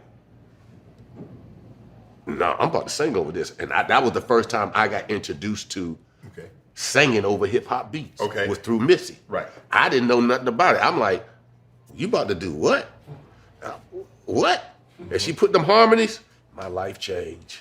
I was like, oh my goodness, this is what I want to do for the rest of my life. And then it's like, she just kept like giving me the encouragement, like how dope you was, because then I kind of stopped DJing and I started focusing on beats. Right. So I was like, cause she introduced me to melodies, harmonies. You can write songs. You don't have to just rap on these beats. Right. I'm gonna write songs. And I was sampling old Patrice Rushen and making them like dope break beats. Right. And she's like, we about to make this a song. And then she started singing and writing. I was like, it was like what I was doing elevated to the next level. Eventually, Missy and Timbaland would leave the Basement crew and go out on their own as a songwriting production team. They co-wrote songs for artists like 702, Busta Rhymes, and the debut album by Genuine, which Timbaland produced in full. But it was their work on 1 in a Million, the second album by teenage R&B sensation Aaliyah, that really opened the door for Missy as an artist. Co-writing 8 of the album's 17 tracks, Missy appeared on almost every track she worked on, including the opening cut, Beats for the Streets, where she introduces the album by waking up Aaliyah. Speaking to Rick Rubin for his Broken Record podcast, Missy recalled that she and Timbaland weren't sure what to give Aaliyah for the album, so they gave her some old songs they'd been sitting on. When me and Tim got together, I'm like, Tim, what we gonna do? Because she was already a superstar. So I'm like, yo, let's just give her our old sound. Nobody never heard it, so it'll be like a new sound. Because that sound was probably 4 years old to us. Wow. Because we had been signed and the stuff didn't come out. So we had been on that wave, that whole rhythm. And I said, let's just give her that. So Tim was like, you sure? I'm like, yeah, like, dude, that, we were still in a place of we didn't know what was hot or not. All we knew is what we did. Yeah. This is hot. Not knowing it was really hot, but it was hot to us because that's all we had been hearing. Timbaland's flickering clap-snap sounds on 1 in a Million set Aaliyah apart from the rest of R&B, introducing a fresh and futuristic style that no one had ever heard before. And the duo would hit it big when the album's lead single, If Your Girl Only Knew, topped Billboard's US Hot R&B hip-hop songs while peaking at number 11 on the Hot 100. 1 in a Million would end up going triple platinum in the US, selling more than 8 million copies worldwide. But the impact was immediate. Overnight, labels were scouring to offer Missy a record deal, but she was quick to see right through them, remembering how they had rejected her because of her size. Missy knew the only way she could launch a solo career was under her own terms. She told The Guardian, "Those labels said I could sing, I could write, but that I looked wrong. That was the lowest thing you could say. I didn't forget." While Missy had established herself as a writer and producer, she was keen to become a recording artist too. Appearing on MC Light's hit called Rock a Party, she was proving herself as an MC, and Elektra Records took notice. After turning down an offer from Puff Daddy to sign with his Bad Boy label, Missy signed a deal with Elektra that allowed her to release music through her own label, The Gold Mine Inc., and have full control over everything, from her music and image to whatever artists she wanted to sign. Missy would tell Much Music's Nam Kiwanuka about what it was like running a label. The label thing is a whole nother world. That's like, somebody from the music industry going into the movie world. You find out that it's totally different. A lot of things that I thought I knew, I didn't know. Like, I'm just now really, really knowing what I'm talking about. I was going into meetings like, yeah, whatever, okay. And then it's like, at the end of the day, where my check at? You ain't got no check. You got to remember, you are signed to your own label. So, Missy Elliott is signed to Gold Mine. And so when you wanted those 30 people to go with you overseas, Gold Mine took that. But also you got a distributor, which is Elektra, and Elektra recoups from that. It's so difficult that people don't understand. It's not something that you could just say, I want, and know it. You have to learn. Missy would continue writing and producing for artists such as Mariah Carey, Puff Daddy and the Family, and SWV. But she was also working on her solo career. To help solidify her identity, she took on the nickname Misdemeanor, which she would reveal in 2023 was given to her by Magoo. He christened her with it, explaining it's a crime to have that many talents. Becoming a solo artist wasn't just necessarily what Missy wanted, it was what her label wanted. Recording an album was a condition she agreed on with Elektra in order to get her own label, so that's what she gave them. Co-produced with Timbaland, Super Duper Fly was released on July 15th, 1997, and featured guest appearances by Timbaland, Busta Rhymes, Genuine, 702, Magoo, Da Brat, Lil' Kim, and Aaliyah. Responding to a 2019 Twitter thread asking people to tweet your most random music fact, Missy would reveal that she and Timbaland recorded Super Duper Fly in just 2 weeks. The album topped the US Top R&B Hip Hop Albums chart and reached number 3 on the Billboard 200 album chart. Just like that, Missy Elliott was a chart-topping rapper and the hottest star in hip-hop. Recognized for its avant-garde, visionary production and ability to change how women were represented in hip-hop culture, according to Missy, Super Duper Fly wasn't as calculated as people assumed. She would tell Grammy.com, when we did that album, there wasn't really much thought there. We really just came out with a sound that we'd been doing for some time, but we had no clue that it would be game-changing, that we would change the cadence, the sound of what was happening at that time. The video for her first single, The Rain, would go on to become one of hip-hop's most iconic moments of the decade. Directed by Hype Williams, the video starred Missy in an inflatable patent leather blowsuit posing and flexing in front of a fisheye lens. While it would lose to Notorious B.I.G.'s Hypnotize at the 1997 MTV Video Music Awards, the video would later top Rolling Stone's list of the 150 greatest hip-hop videos of all time in 2023.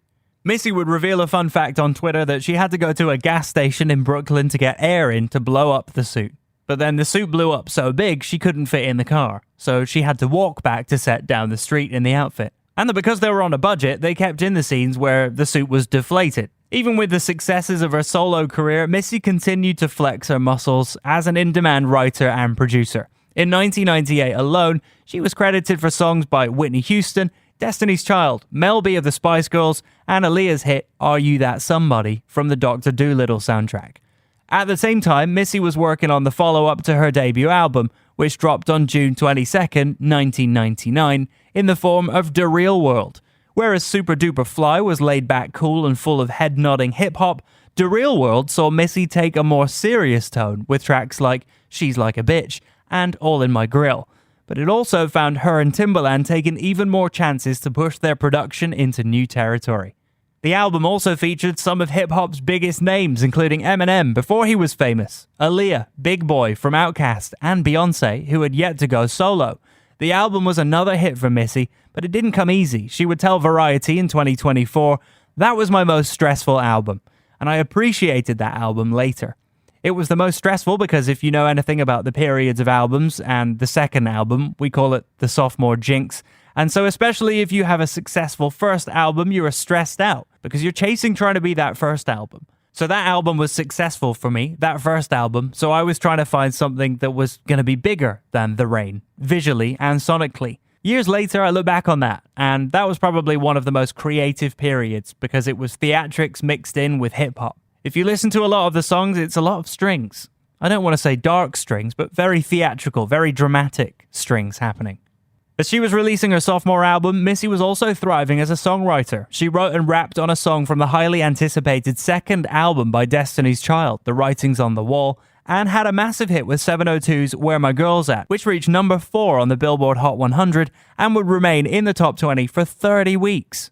2001 proved to be a pivotal year in Missy's life. She wrote and featured on the debut single by a new southern rapper by the name of Bubba Sparxxx. Produced by Timbaland, the song Ugly became an unexpected hit for Missy.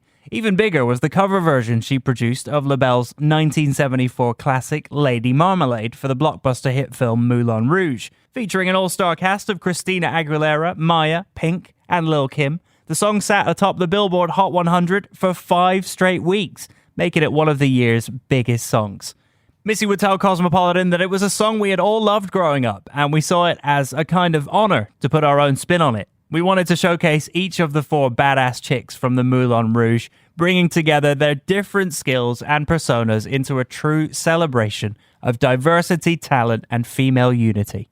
That same year, she released her third album, Miss E, So Addictive, which saw her branch out and invite more collaborators into her process. The album was sexier and more provocative, demonstrating Missy's desire to push the envelope even further. The album once again sold millions, thanks in part to its lead single, Get Your Freak On, which incorporated tabla drums and sitar, pushing a Bhangra influence that was virtually unheard of in hip-hop at the time. The song wasn't only a hit, reaching number 7 on Billboard's Hot 100, it also earned Missy her first Grammy for Best Rap Solo Performance. Not bad for a song that almost didn't make the album. While Missy was riding a professional high, her personal life would suffer a great loss. Aaliyah had readied her third album for release, featuring a few songs produced by Timbaland and only one collaboration with Missy, a song she co-wrote called I Care For You, which was originally planned for 1 in a Million. The self-titled album was released on July 7th, 2001, and it arrived with a lot of hype and expectations. However, just 1 month later, Aaliyah was tragically killed in a plane crash as she was leaving the Bahamas after finishing a video shoot for her song Rock the Boat. Her death shocked the world. Missy had lost one of her closest friends and collaborators. In an interview, she would tell AOL about the impact Aaliyah's death had on her. No one really knows how it feels to lose somebody until you lose somebody that close. And I've never felt that until Aaliyah. I've lost people in my family, but they've been older and we've expected them to go. So in losing Aaliyah is almost like, if I can't tell you anything else, this is just me saying I miss you and, you know, dedicating her record to her, saying, I haven't forgot you, you're going to always be here, and I'm going to keep your legacy. For her fourth album, Under Construction, Missy paid tribute to her friend on the song Can You Hear Me, which featured TLC, one of the last recordings by member Lisa Left Eye Lopez before she had passed away just months before. Other collaborators on the album included Ludacris, Beyoncé, and Jay-Z. Under Construction debuted at number 3 on Billboard, breaking sales records for a female-led rap album with more than 2.1 million copies sold in the US. Missy explained the album's title to Much Music's Nam Kiwanuka and how it reflects her never-ending drive to keep working. I mean, I think I'm a work in progress mentally, lyrically, musically, health-wise, everything. I decided to name my album that because after Aaliyah passed, I realized a lot of things that I paid attention to, a lot of negative things that were not that important, but I focused on was no longer there no more. It was just like, you know, when 9/11 happened, everything was like a freeze frame, and that's how it was with Aaliyah passing. It was just like, this is a wake-up call. Like, I need to change a lot of things about me because I don't know how long I'm going to be here. Aaliyah didn't get murdered or she wasn't sick. This was just like that, you know, or 9/11 times where we may argue with somebody and say, hey, you know, half of those families might have went about their day, you know, we'll arguing and like I'll talk about it later. We'll patch it up later. And then you realize you don't get to see them no more. So it was most definitely about me and my family, about just me, you know, working with myself and musically just trying to stay around, just, you know. While Missy and Timbaland were always known for their forward-thinking, cutting-edge music, the album's first single, Work It, flipped that script, instead going old school. Sampling Run DMC's Peter Piper, Rockmaster Scott and the Dynamic Three's Request Line, and Blondie's Heart of Glass packed a pounding beat. But it was Missy's lyrical flair that made it such a landmark moment for the rapper. With Work It, Missy turned the tables on male rappers and their often sexist descriptions of women, issuing her own raunchy, sex-obsessed song that chose to be both playful and suggestive. The song might just be the only one in hip-hop known for using the sound of an elephant trumpeting as a hook. Yep, you heard that right. For the line, "If you got a big blank, let me search it," she cleverly inserted the sample of an elephant's trump to replace a dirty word. What dirty word, you ask? Well, whatever word you want to use for a man's junk. What's cool about the self-censorship is that both the clean and dirty versions of the song feature the elephant. Missy also had some fun by adding refrains after her verses that she sung in reverse. For example, when she raps, "I put my thing down, flip it, and reverse it," she follows that up with, "It's your Did I say that right? As cool and inventive as it was, unfortunately, the reverse lyrics weren't actually intended. But thanks to her engineer, the song was immortalized, all because of an accident. She would tell the Associated Press, "The reverse thing, that was a mistake. The engineer happened to hit something and it just went backwards." And I was like, oh, that's kind of crazy, because it went backward on the beat. So after that happened, I said, yo, keep that in there and I'm going to write around it. They thought I was saying all kinds of nasty stuff. No, actually, I'm not this time. All in all, Work It is just a fun song that has proven to be a popular choice at karaoke bars. Who doesn't love to yell out words like ba-bump-a-bump-bump or ba-donk-a-donk-donk or ga-dunk-a-dunk-dunk? Onomatopoeias are fun, kids. But serious, that reverse thing is hard. The song also received a remix by 50 Cent, who at the time was tearing up the charts with his hit In the Club. Shameless plug, check out our episode of 50 Cent's In the Club from season 1 of Encore. Available from wherever you downloaded or streamed this episode. Work It reached number 2 on the Billboard Hot 100 and likely would have topped it if it weren't for Eminem and his chart-hogging hit Lose Yourself. But it did stay at number 2 for an impressive 8 straight weeks, which is almost as good as having a number 1, right? I suppose the consolation prize was that it did top the Billboard Hot R&B Hip Hop Songs chart for 5 weeks. Naturally, Work It was accompanied by another jaw-dropping music video directed by Dave Meyers, featuring next-level choreography and a touching tribute to Aaliyah and Left Eye. The video was yet another example of just how important visuals were to Missy's music. It would go on to win Video of the Year at the 2003 MTV Video Music Awards. She would tell MTV News, When I did Work It video, I just pretty much did that video the way I do all the rest of my videos. It's just, I guess I don't even think regular. It's just, even when I say, well, let me just get a bunch of dancers, it's just too regular, so I always gotta come up with something else.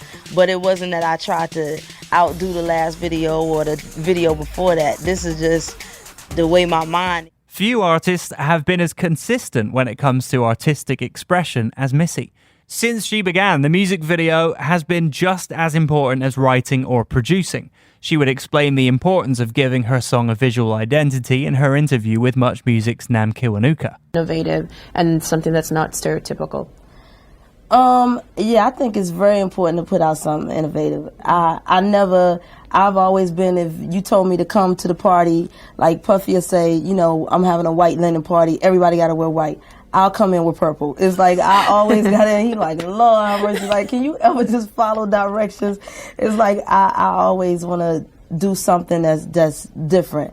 And hip hop from my time was always original and creative. And I feel like right now we getting so stuck in one format. It's like you got the hot beat, but give me 20 girls and some champagne and we good. We shoot a $50,000 video. And sometimes people feel like, you know, well, that's too much money that you spending for these videos. But I feel like I got fans and I want to give them something. They go out and they support Missy Elliott, they buy Missy Elliott stuff, so I don't want to just feel like because I'm Missy I can give you anything. I don't want to just give you, bullshit, excuse me, bleep it out. But I want to give them something that they be like, it's worth going to get a Missy Elliott album, or it's worth voting Missy. Missy has so many hits in her catalogue, but none of them outdo Work It. Check the YouTube views, streams, chart numbers. They don't lie. It's her biggest hit. Which just goes to show you how an artist known for mind-bogglingly experimental work can so masterfully kick it old school and deliver an absolute banger like Work It. How does she do it? Well, she laid it all out for Much Music. As far as, me as a writer, I think that keeps me somewhat, on top of surface, just with being able to write for other artists, write for myself, and also keep my own money. Like if I'm writing for myself, I get, my royalties, everything is good. I'm living comfortably. And, as a producer, that's just something that I love to do, and that's important to me and what I do, because when I do my albums, I don't have to worry about just Tim giving me something, because I produce too. I can tell him, like, this is what I see for this album. And so it's important when you got that ear for music, that when you do yours, somebody's just not giving you what they want to give you and making a style up for you. This is Missy. When you hear my albums, is, Timbaland is the man behind the music, but this is Missy, like, giving, this is what I want to do. So producing is important, the as an artist, period, that's important, because that makes me Missy Elliott. Since its release in 2002, Work It has continued to keep its relevancy. In her cameo during the Super Bowl 49 halftime show, Missy not only performed Work It, but she was joined by the headliner, Katy Perry, for the chorus. No, Katy did not try and sing, "It's your I guess not everyone is as talented as Missy and myself. The song was also the centerpiece in her performance at the 2023 Rock and Roll Hall of Fame induction ceremony, in which Missy received her deserved spot in the hall. And of course, there have been TikTok dances that have gone viral, but none have been as big as Mary Halsey's karaoke performance that blew up Facebook in 2018. The Rhode Island woman's performance at the Cool Cat karaoke party blew up the internet, earning the title of Missy's Funky White Sister. So impressed was talk show host Ellen DeGeneres that she invited Mary onto her show to perform it, only to surprise her with an appearance by Missy Elliott herself. Look it up on YouTube, it's an adorable moment. I'm Miles Galloway, and that was the story of Missy Elliott's Work It. Encore is an iHeartRadio Canada podcast. Subscribe to this podcast on iHeartRadio or wherever you get your podcasts. Download the iHeartRadio app for more great podcasts just like these. This is Encore. Cool. The stories behind the songs. Thank you. Here's iHeartRadio's Miles Galloway. Well, way back in season 2 of Encore, we talked about the United Kingdom's rich history of introducing some of the most iconic boy bands of all time into the world. From the Beatles to Wham, Westlife to One Direction, pop music is littered with some fine British exports. But of course, that's really only half the story, isn't it? I think it's harder for boys to do this in a band. I think it's easy, because all they have to do is get their abs out and all the girls go wild, all the raging hormones, you know what I mean? But I mean, for us, if it was easy, everybody would be doing it, wouldn't they? Because through all the boys' noise, there's one incomparable group of girls that rocked the world in the mid to late 90s. Sporty, scary, baby, ginger, and posh. The Spice Girls. This is the story of Spice Girls, Spice Up Your Life. Even though they'd only been in the public eye for a little over a year, by 1997, the Spice Girls had proven themselves to be not only worthy adversaries to the boy band phenomena of the decade, but true beacons of girl power. The vision is girl power, empowerment for women, just going out there, having a good time, having a laugh. Doesn't matter what you look like. You've got to love yourself however you are. You can improve yourself, but you're never going to change it. So love yourself and love the people around you. And that's what it's all about. Originally formed in 1994 through open auditions for a father-son management duo called Heart Management, the Spice Girls grew frustrated with Heart by 1995 and left for super manager Simon Fuller's 19 Entertainment.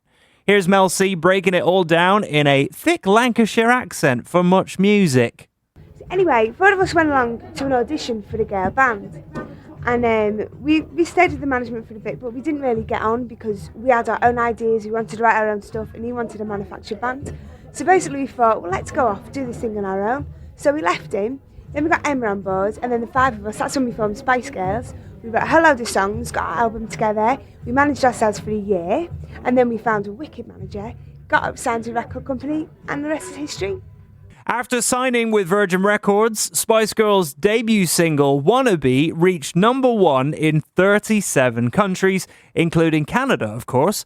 And the debut album it was found on, Spice, was well on its way to selling more than 23 million copies worldwide, making it the best-selling album by a female group in history.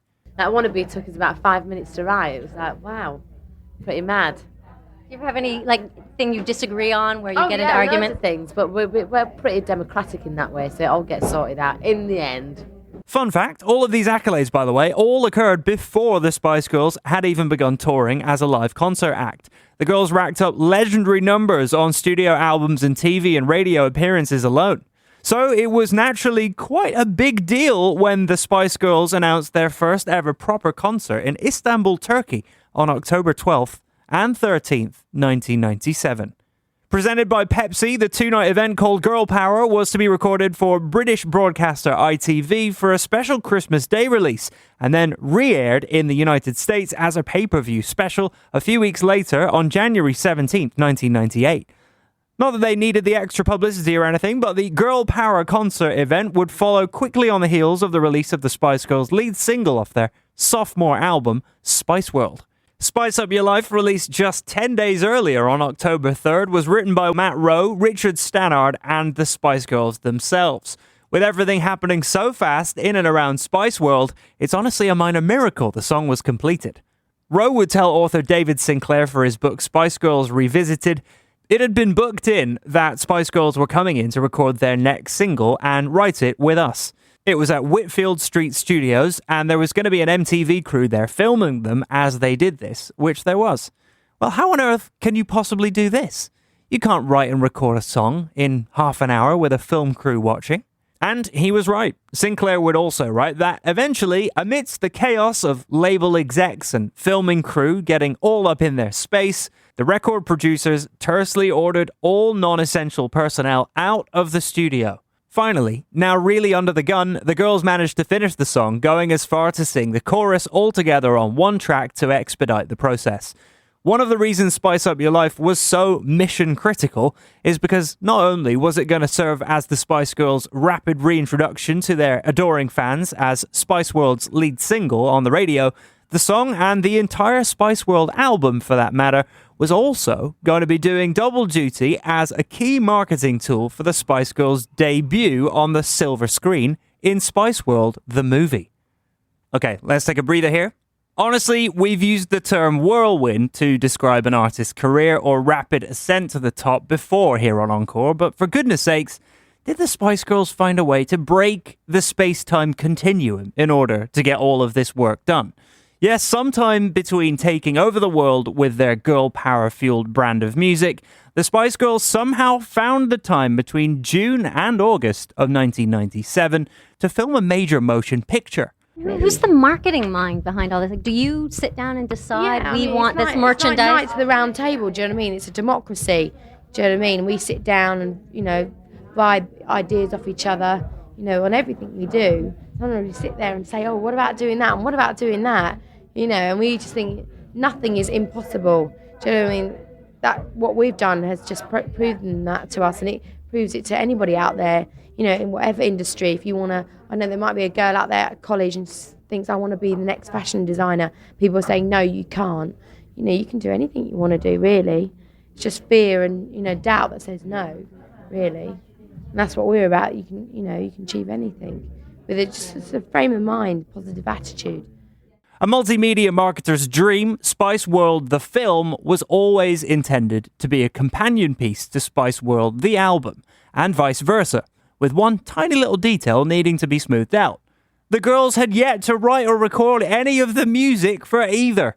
So yes, you guessed it, all of the writing and recording of the original music for the film had to be done simultaneously to shooting. When we were writing Spice, it was when we first got together, so some of the material was like almost 3 years old, and I think we've grown up a lot, because we've done so much travelling, we've been through a lot as people, and I just think that's shown in our writing. We've really matured as artists and as people. We wrote this during the film. We didn't go, right, come on, let's write a song today. We just wrote it during the film. And the film was only, how long did that last? 8 weeks? 8 weeks. Yeah. And we we've managed just to done write a really good track vibe after together. track after track after track. Can you tell us a little bit about the tour? Track after track after track. Eventually, Spice Up Your Life and the rest of Spice World, the album, was completed while on set. An up-tempo, Latin-inspired pop song, the single was made for the stadium atmosphere. The aforementioned combined choral vocals mixed with a bouncy salsa piano riff transformed the Spice Girls' already anthemic ethos into a full-fledged rallying cry to not only embrace your inner girl power, but to mobilize that power in an effort to, well, spice up your life. Of course, many critics found Spice Up Your Life to be less of a song per se, and more so just a blatant effort in self-promotion, which, to be fair, the girls did have quite a bit on their plate to promote. As critic Tom Ewing would note, Simon Fuller was brutally overworking them. Trying to make Spice World the film and Spice World the LP at the same time was Fuller taking a gigantic risk in quality terms while being meanly, cynically cautious from a marketing perspective. Assuming nobody would care about the girls in 6 months' time, so get the product out while you can. Admittedly, as fun and assumedly good-natured as the song is, you can definitely see the sloppiness that Ewing and other less forgiving critics would find in the lyrics. Among the mostly harmless, empty-calorie shout-outs to the Latin and dance culture that the song softly appropriates, flamenco, lambada, hip-hop is harder, moonwalk, the foxtrot, then polka the salsa. As Ewing would continue, as Spice Up Your Life falls into a series of mashups, its music doesn't have the wit to reflect. It isn't about relationships or confidence or even partying. If it's about anything, it's about a vision of pop in which every subculture, every dance style, every race is interchangeably spicy. A world that's only fun from a brand's point of view, not a person's. Speaking of race, there's also a pretty uncomfortable line in the song that reads, "Yellow man in Timbuktu, color for both me and you." Luckily, with the benefit of hindsight, the Spice Girls would go on to change the lyrics, and a source would admit that, in the name of inclusivity, it wasn't something they'd be comfortable singing in the 21st century. As Jerry Halliwell will tell much, the Spice Girls' message was always supposed to be inclusivity. The world should respect everybody's differences, whatever race, gender, whether you're gay, black, white, handicapped, and that way you respected that rather than feared it. We'd all get along a lot better. I mean, us lot do. We're more than, friends. It goes a lot stronger than that, which is nice. And we laugh about everything as well. Regrettable lyrics aside, history has been kind to Spice Up Your Life, with Enemy's Al Hunt looking back fondly on the haunting harmonies, chaotically plunking piano hooks, even calling the nonsensical bridge the best part. Similarly, Evening Standard's Luke Abrahams reflecting on the track as an instant, wild, chaotic and nonsensical classic that captured the sheer might, power and energy of the Spice Girls. The Spice Girls were going to need to feed off that energy for what was to come next. Released first in the UK on Boxing Day 1997, Spice World the movie would receive its North American release 1 month later in January 98. Here's a rundown of the film if you haven't had a chance to catch it in the last 27 years. So you've been filming this movie, tell me what it's all about. What's it all about? Well, basically, it's about the Spice Girls. But it's a bit of, well, Jerry says this word, but I don't really know what it means, but it sounds good. It's a parody of us, which in terms which I understand a bit more, is it's a Mickey take, so we're taking the Mickey out of ourselves. But a lot of the situations that come up in the film actually have happened. Right. Do you know what I mean? But obviously we've elaborated on it and made things a bit more exciting and stuff. Would you do it again? Yes, definitely. About a week into the film, because there's so much waiting around, and because we've done a lot of shooting outside, because of the weather conditions, we had to just wait for the rain to start, wait for this, wait for that, wait for the sun, wait for the clouds to go. And it was like, oh God, I really don't want to do this anymore. Just get me back in the recording studio. But then, once we'd done it and got into it, it was absolutely brilliant, really good fun. Making roughly $56 million at the box office, the critically panned eventual cult favourite still holds the record for the highest grossing film of all time by a musical group. I mean, were you guys surprised that Spice it was like such a huge movie, such a huge success? I think we were surprised actually, because when we was doing it, we were just having fun and sort of like acting ourselves, and it was good. It was number 2 in America under Titanic, which we were really, really happy about. So it was a very pleasant surprise. Spice Up Your Life would make its live concert debut at the same time the girls themselves did, at the aforementioned concert special in October in Istanbul. By November of that year, however, Spice Girls would make an incredibly bold and controversial decision. On November 7th, the exact same day, the girls would perform Spice Up Your Life and win Best Group at the MTV Euros. The Spice Girls would fire Simon Fuller to begin managing themselves. How much decision making do you guys have? All of it, because we manage ourselves now. Oh, so yeah. Don't you think you need a manager? Don't you think it's time? No. I mean, when we started out, we had a manager, and then we didn't have one, and then we had one again, and now we haven't got one again. And the thing is, we're happier now than we've ever been, and it is harder because we have to look after ourselves, but it's nice because we do. We've got helpers, we've got people that help us and that advise us, but at the end of the day, we kind of call the shots on everything, and I think would you guys be sort of... Mel C would tell the pinknews.com in 2020, we'd made the decision that we were going to leave Simon Fuller, but he did hold the cards with everything, and had a PA, and she had a Filofax, and Jerry had some second-hand stitched-up old granny bag. Jerry stole the PA's Filofax because everybody's numbers were in it, and then we had to go and rehearse for the MTV Awards doing Spice Up Your Life, and she did the whole rehearsal. There was a big catwalk and everything. She did the whole thing with this bag on her shoulder. According to Victoria Beckham, after firing Fuller, each girl took charge of one aspect of the band's business. Beckham herself took care of their finances, Mel C looked after their touring, Mel B took lead on their record label dealings, Emma Bunton spearheaded their charity work, and Jerry Halliwell was in charge of the brand's sponsorships. The Spice Girls would finally announce Spice World The Tour to their legion of adoring fans worldwide. Beginning in February of 1998, the Spice Girls played nearly 100 shows across the world in less than 9 months, including 41 sold-out dates here in North America. Only the major markets of Toronto, Montreal, and Vancouver were lucky enough to secure dates with the Spice Girls, and even those come with a bit of an asterisk, but we'll get to that in a second. Perhaps prophetically, Jerry Halliwell explained the sheer pressure of the undertaking to MTV. Primarily, we start with the preview tour. This is a bit of a taste of what the world tour is going to be like. Where's that?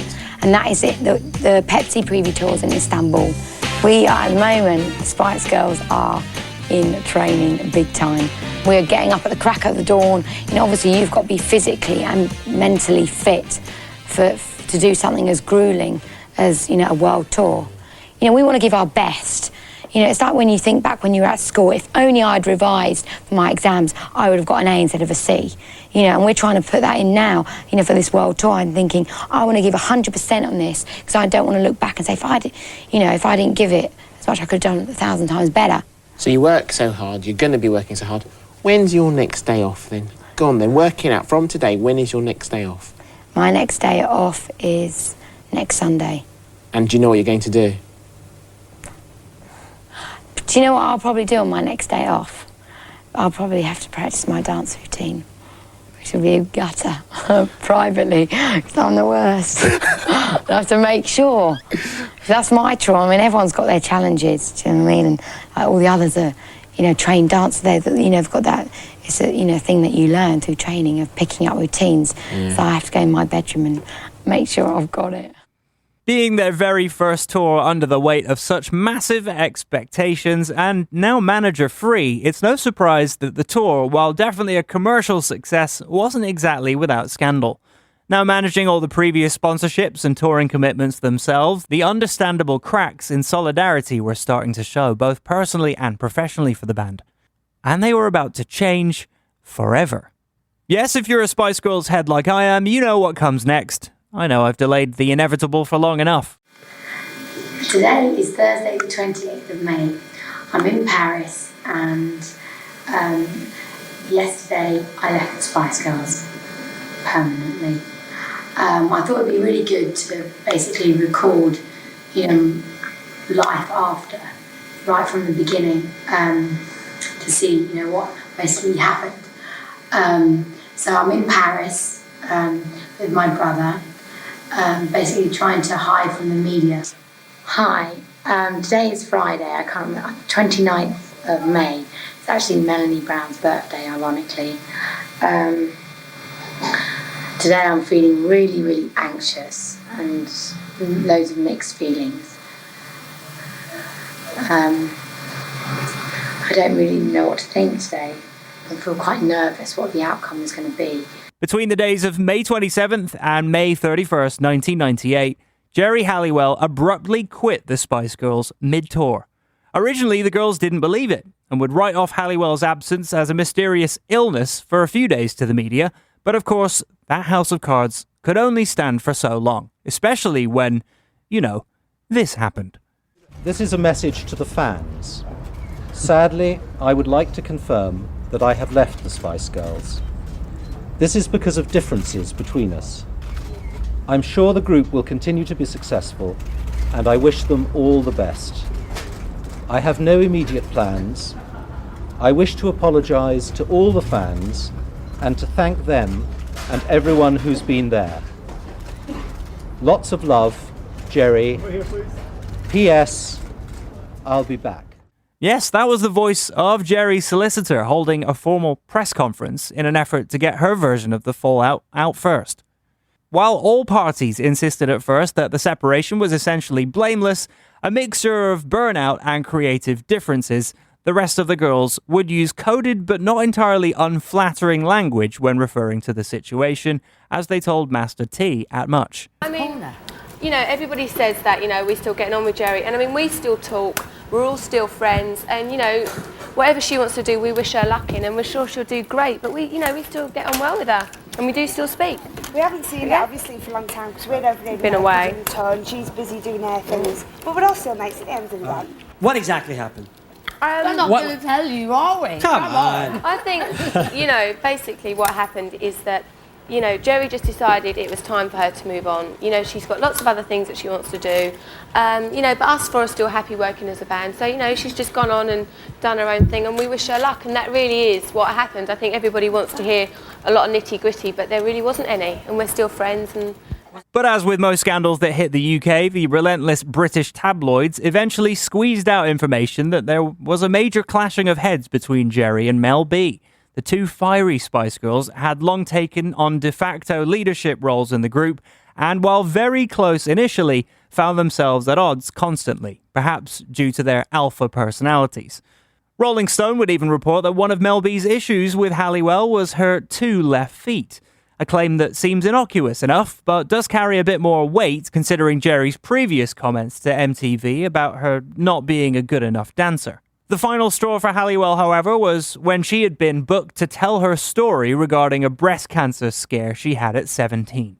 Geri was very much an advocate of breast cancer awareness for women of all ages, following her own experience, and according to Halliwell, even though she thought the interview was the perfect fit for the Spice Girls' girl power mantra, the rest of the Spice Girls disagreed and got the interview pulled at the last second without her knowledge. Of course, what Ginger Spice's departure meant for the tour was that the Spice Girls were now embarking over 5 months of it as a foursome, including the entirety of their North American leg when they originally plotted it as a 5-piece. Entire choreography sequences, vocal arrangements, and staging had to be reset and reorganized, and the girls even offered refunds to disappointed fans for their remaining gigs, an offer that, according to promoters, not many fans took them up on. One promoter even boldly told Rolling Stone, it was never Ginger and the Spice Girls, it was always the Spice Girls.